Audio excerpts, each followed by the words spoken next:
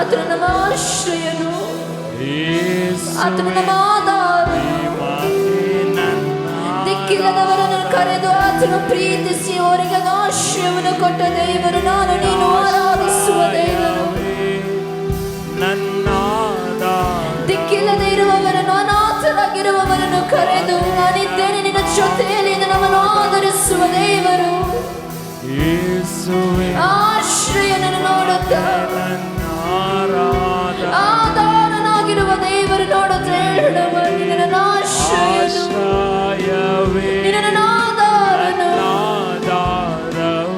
ನಿಮಗೆ ನನ್ನ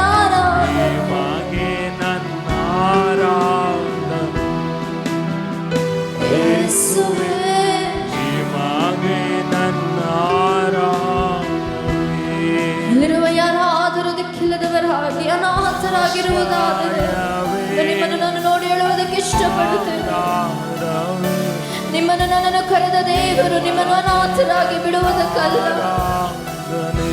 ನಿನ್ನನ್ನು ನನ್ನನ್ನು ದೇವರು ಕರೆದದ್ದು ನಮ್ಮನ್ನು ಅನಾಥರಾಗಿ ದಿಕ್ಕಿಲ್ಲದವರಾಗಿ ಅದೇ ಪರಿಸ್ಥಿತಿಯಲ್ಲಿ ಬಿಡೋದಕ್ಕಲ್ಲ.